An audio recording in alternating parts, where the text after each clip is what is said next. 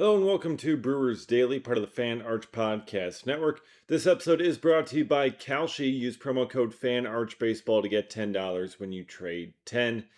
I'm Dave Gasper. Lots to get to here. It's a Friday show, and we are the Friday right before the MLB trade deadline. It has come up on us fast here. Just a couple of days left. Not a ton has happened quite yet, but there is a lot that will be happening over the coming days here, over the weekend. The Brewers are in Anaheim. We'll get to that. But trade rumors rule the day here. Where could the Brewers go? What could they be doing? They're a first-place team. They have some needs. They have, there are players out there on the market, and there is a lot that is going to be happening over the next 72 hours or so. But we got to start with, obviously, the headliner who continues to be the headliner, and that is Tarik Skubal of the Detroit Tigers. He is the main piece at this trade deadline. Every year, every July, there is always someone who is very clearly, far and away, the best player that's expected to be moved at the trade deadline, and everyone kind of focuses on him, and the market focuses on him, and the market can be held up by him, by that player, until they decide to move. So for a guy like Skubal, he is clearly the premier starting pitcher out there on the market. Lots of teams need starting pitching. Not every team is going to be able to afford Skubal. But the other teams that are selling starting pitching, and there's not a ton of them, but the other starting pitchers that are looking to potentially be traded here, and the other teams that are looking to buy some starting pitching, they're probably going to have to wait until Tarik Skubal ends up getting moved. I mean, that's very much a real possibility here, that these lower tier pitchers are going to have to hold up in terms of when they will go, because everyone is waiting on Skubal. Because if Skubal goes to the Brewers, for example, then the Dodgers might pivot a different direction. The Tampa Bay Rays might pivot a different direction. The Atlanta Braves have to pivot a different direction. And they've got to look for all these guys. So the other teams that are selling pitchers are like, wait a minute, there's going to be all these other teams that lose out on Skubal, that they're going to want our guys. So why would we sell now to the smaller group of buyers when we could have this larger group and someone more desperate to get someone? So this is going to kind of come down towards the end, I would imagine. And we've kind of seen some reporting as well that just kind of with the medical stuff that he has, I would expect something like this to get done at the latest, probably in the morning on Monday. But still, could be happening anytime here, really, over the weekend. Because, look, you had Tarik Skubal's last start with the Tigers. He does great. You're up 7-0. And the bullpen blows it. And they lose. And they have a very rough stretch there, and they've just completely kind of fallen out of it. Like, that was kind of your sign. That's it. It's over. He is getting traded. So that is kind of a foregone conclusion at this point. That's what the reporting seems to be. The favorites, the Dodgers, the Brewers, and the Rays. They have the best farm systems in baseball. They have the desire, they have the need to go get them, and they have the pieces in order to go get them. And now, really, kind of it all comes down to is, what are you willing to give up? The Dodgers are willing to give up basically anything and everything. They can give up whatever prospect they want. It doesn't matter. You know why? Because if they miss out on them, they can just buy a Kyle Tucker. They can just buy whatever high-priced free agent is available and replace them, and everything's fine. And they don't have to worry about any of that. They don't have to worry about that farm system providing cheap young talent for the next 6 years. They don't have to worry about that. They can sign whoever. And the Dodgers, apparently, are, super interested in Skubal here because they're worried about Shohei Ohtani's, ability to pitch kind of later on here. When it's like, look, the Shohei Ohtani's, pitch ability here, I'm going to imagine, I'm just going to speculate here, that he will end up continuing to pitch, at some point later on this season, or he'll be back for October. But they're going to be like, oh, no, well, Shohei, we don't know if he can pitch, so we better just get Tarik Skubal to pair with Yamamoto and to pair with Snell and with Glasnow and all these other guys to throw with, so we can have $1.5 billion worth of pitching rather than just $1 billion worth of pitching, because that apparently wasn't enough last year. So they're just going to throw themselves in there because they can. Literally just because they can get a superstar player, they feel like, oh, Shohei is out for 2 weeks. We need to get the reigning back-to-back Cy Young winner to place with this. They're not going to look at this and be like, oh well, Clay Holmes will be a solid replacement for the time being, but everyone else has to look at Clay Holmes that way. Like it is just it's so tiresome that like the Dodgers are like that kid who like breaks a toy, and even though it's easily fixable, they always just cry and demand another fancier, newer toy, even though the toy that they just had was easily fixed. It took 2 seconds to fix. They're like, nope, need a brand new, super fancy, super expensive toy now, and they just get it every single time. They're that kid that everyone hates in the neighborhood, but they're involved, so the Brewers have to deal with them if they want to get Scooble here. And we're seeing all these trade offers out there about what it'll cost the Brewers. Steve Phillips, former general manager, there's a reason Steve Phillips is a former general manager. I don't know if you saw his proposal, but it was like Jesus Made and Luis Pena and Luis Lara and like Andrew Fisher. It's like, what are we doing here? This is 2 months of a starting pitcher. Zero chance that any of that is going to be happening. But everyone's just throwing out these insane prices. Meanwhile, the Dodgers, it's like, they can give up Emmett Sheehan and Zahir Hope, and it's like, oh yeah, that'll be enough. What? Okay, come on, get real. Everyone overvalues these Dodgers prospects all the time, every single time, and I'm sick and tired of it. But the Brewers, it's like, oh well, if they want to get one guy for 2 months, they have to sell the entire farm system. They need to move all of the best prospects they ever had. We're including Luis Lara in this, even though they just extended him. It is crazy season right now when it comes to trade rumors, trade proposals. I understand that it is a very, very difficult thing to do. I have made some trade proposals in my time. I have made some very bad ones in my time, but seeing some of these out there, they're just absolutely insane. What it's supposedly going to cost the Brewers to give up. So it's very difficult to kind of judge and ascertain, because we all want to try and play GM. We all want to guess what it's going to cost. It's not going to cost Jesus Made. The Brewers are not going to be giving up Luis Lara or Cooper Pratt. They're not going to be giving up either of the guys that they have extended for a long period of time. They're not doing that. So it's, everyone wants to raid the Brewers farm system when it comes to a trade like this. But when it's the Dodgers, no one wants to raid them. They never have to give up all of these guys in order to get a player. They can just give up 2 guys and think, oh, that guy's got enough name value. He's from the Dodgers. Sick of it. Sick and damn tired of it. But that's where Tarek Skubal kind of stands. It's the Brewers, it's the Dodgers. The Rays are in there as well. But it really kind of seems like almost a 2-horse race, Brewers and Dodgers. And everyone's looking to the Dodgers as being the team that's going to pay for him, because they have a history of being the team that will pay for a guy like Tarek Skubal. The Brewers do not have a history of being willing to pay high prospect prices in order to get star caliber players. They just have not been that team. So that's why it might feel like the Brewers are kind of on the outside looking in. But everyone seems to be kind of pushing. The Brewers are in this market. The Brewers are in this market. There's been the reports that they're looking to be more aggressive this year. Again, I'll believe it when I see it. I think the Brewers should do this. I think they should be involved. I think they should try and get this done. But in terms of actually getting it over the finish line, I'll still believe it when I see it. So I'm trying not to get too far ahead of myself, because it's hard sometimes, because you get attached to these players. You think, I want this guy on my team so bad. I want him on the Brewers. I can see it happening. I can envision it. You can see the World Series now if Skubal joins this rotation.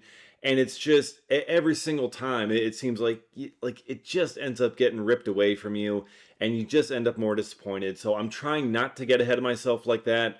But again, I think they should do it. I think they should get this across the finish line, but I'll still believe it when I see it, when it comes to them actually being able to do it. So look, Skubal may not end up being the guy, but where else could they go? Where else could they pivot to? Joel Sherman of the New York Post had Logan Webb as an interesting outside the box kind of pivot option for the Brewers to go to. Now, we just saw Logan Webb carve up the Brewers out there in San Francisco in that series finale.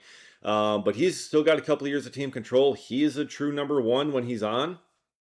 He's had a bit of a rough year, as have most of the San Francisco Giants. But I mean, that could be an intriguing pivot option.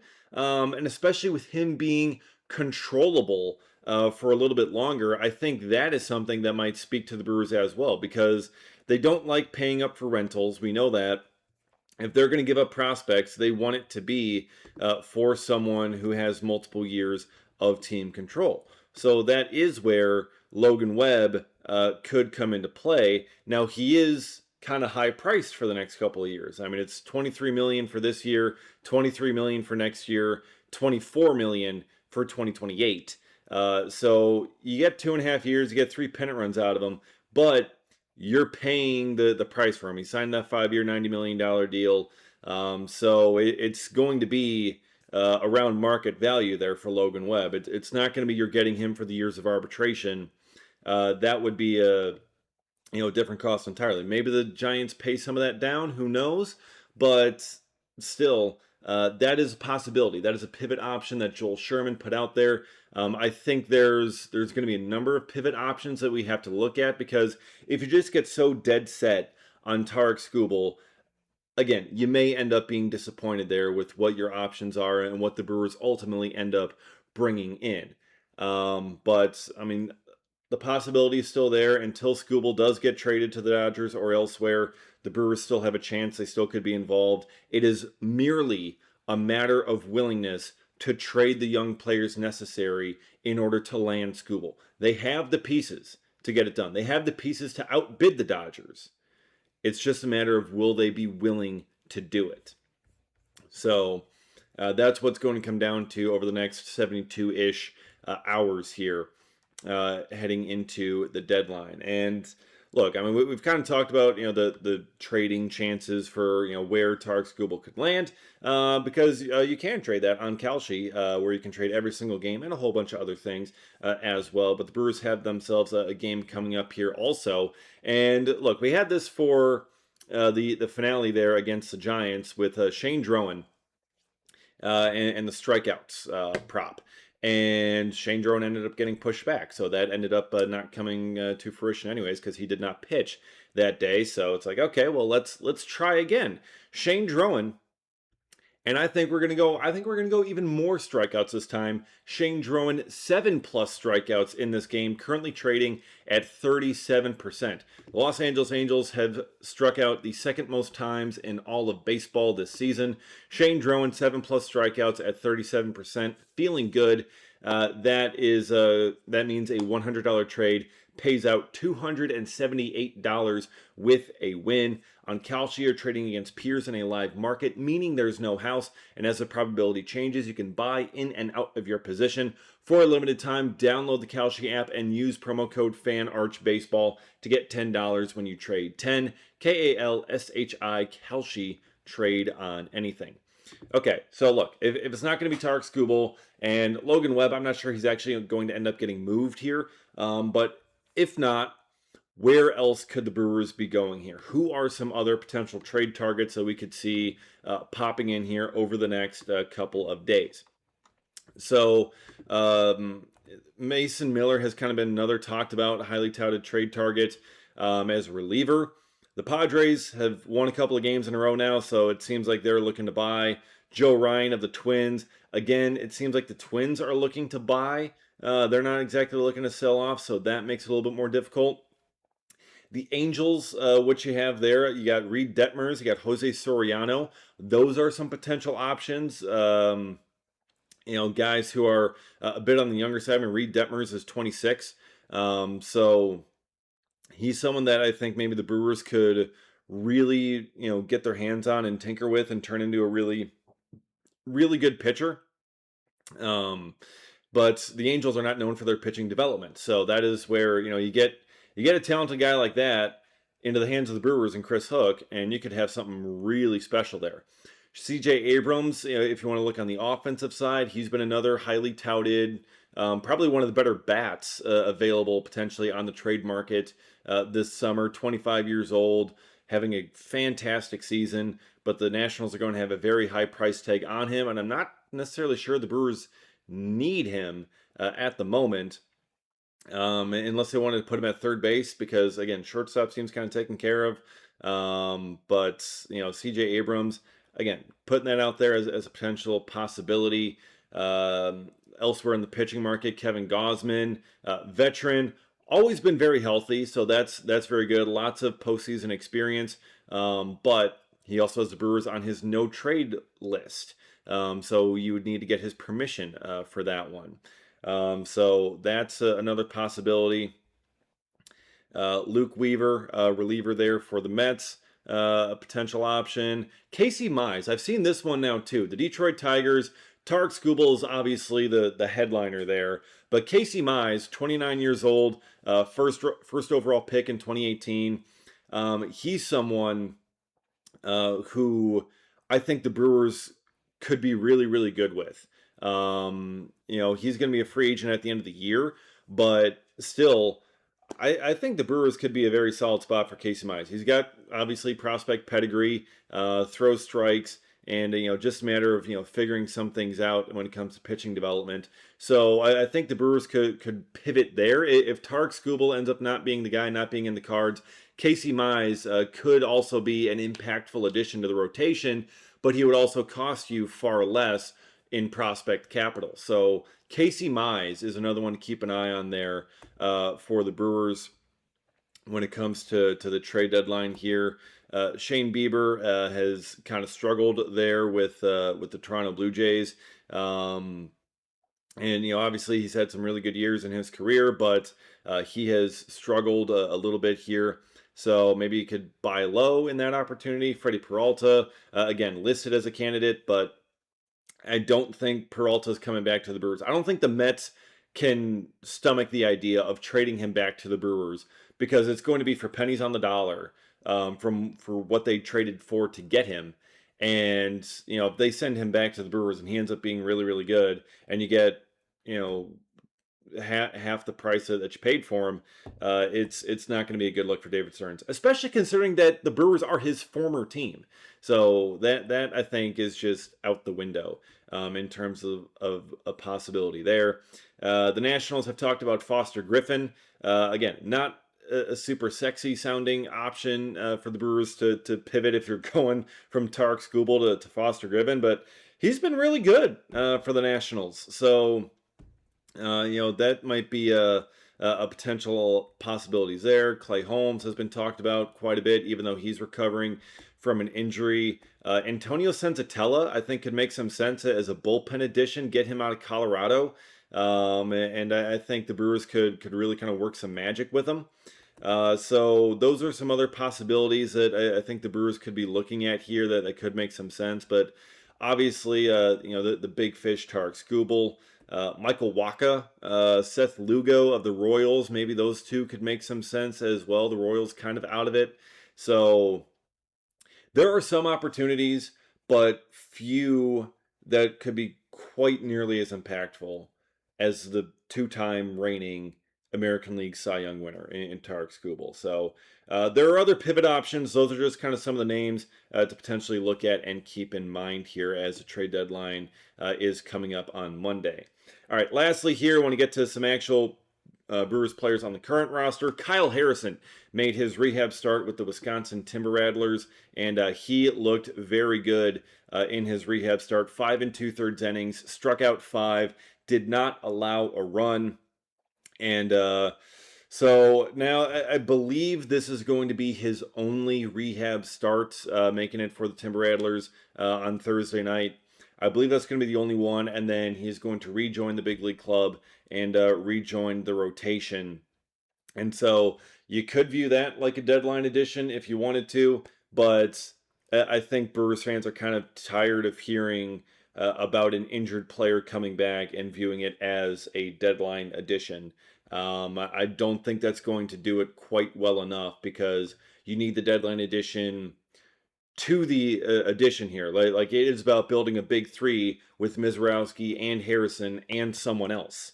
Can Logan Henderson develop into that guy? Sure, but I'd rather have Logan Henderson as the 4 in that playoff rotation rather than the 3. That's where I think the Brewers would prefer to be at. So getting someone else to help lead that group, and especially a proven veteran like Tarek Skubal, would make so much sense. But that's what it's going to end up coming down to. There's going to be a lot happening over the next couple of days. So be sure to stay tuned on X at dgasper24. Follow me on there. Anything that happens, I will be there with coverage, with analysis, seeing everything that ends up going on. So follow me on X at dgasper24. And of course, subscribe to the channel here, Brewers Daily. Appreciate all of you watching and listening.